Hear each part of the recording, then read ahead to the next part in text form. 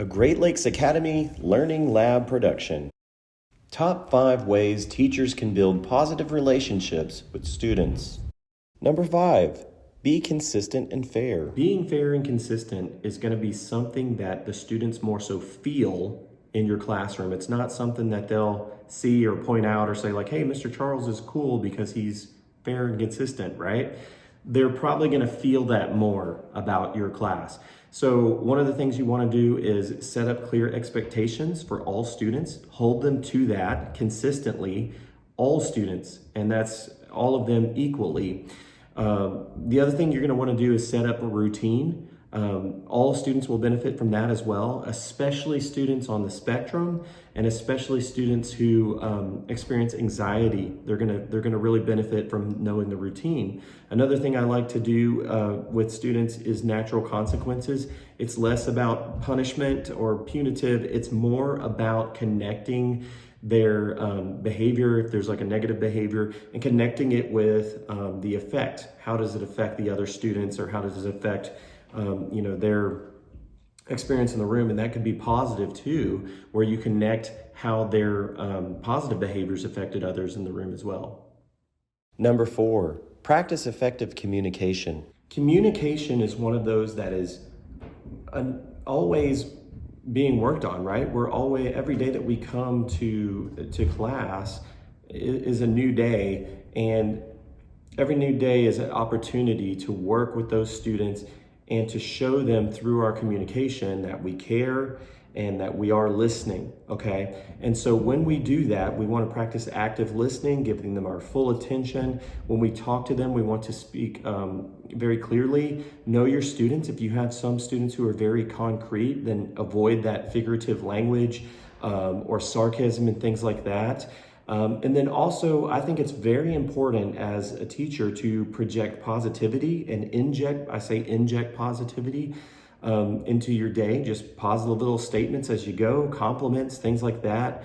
And then professionalism. I do think that we're models, that we set the tone in our classroom for positivity and professionalism. And I think those are two things that we all want to have in our classrooms. Number 3, be organized and set routines. Another one that we'll talk about is being organized. Really important. I don't know how many of you guys out there struggle with this in one way or another. When I was a kid, I was very disorganized, and it took me learning a lot of tools to be organized.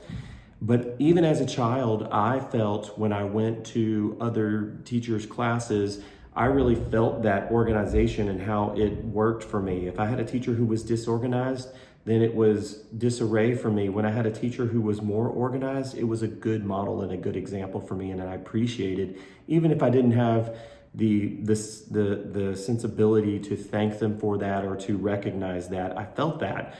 And so be organized, set your routines, of course. Kids are gonna feel the security, the consistency that come from that. And then also, I think one big thing here that people often struggle with, especially new teachers, is classroom management, and having the organization and the routine laid out for your students is really going to help with that when they know exactly what to do and they know the expectation and the procedures of your room. Number 2, celebrate effort and growth. When you celebrate effort and growth in your classroom, you will see something that is going to build a bond with your students that will cause them to do even the hardest things that you might ask them to do.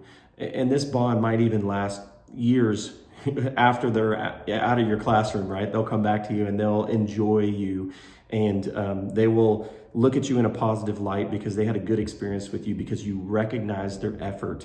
And they're doing things that are tough, especially our students who have learning differences.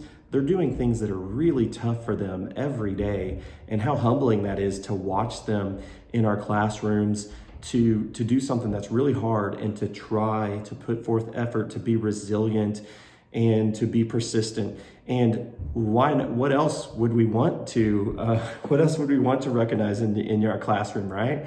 So be sure to praise that, and I promise you it'll go a long way for you, and it'll go a long way for them. Number 1, show an interest in them. Okay, so we've made it to number 1 on our list. I think it's really important. I don't know if, you can really order these like that. I mean, they're all really important, right?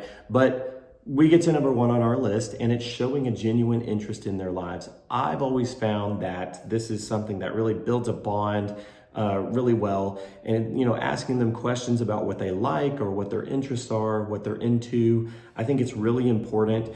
Taking time, if you can, go see their basketball game if they play for the school. Like, kids love to see you there, at these different events, or supporting them. You can, at the beginning of the year, take a survey on their interest. And then, harken back to that throughout the year and talk to them and see, updates on their progress or how they're doing with those types of things. And then wherever you can build a common, or wherever you can find a commonality that you can share with them, that even, whether it's sports or Pokemon or Nintendo or Legos or whatever they happen to be into, it's going to build and strengthen the trust and the rapport that you have with them in the classroom. And, like, we do the lesson stuff all day. So when you can find a time at break or recess to really connect, it's just as important as the lesson, honestly. I'm Michael Charles, and I am the educational diagnostician at a wonderful school in Plano, Texas called Great Lakes Academy. It's an excellent school choice for students with a learning difference or diagnosis, which can make learning in the traditional large classroom challenging. If you found this video useful, please give it a like and subscribe, and look for more informative content from our channel.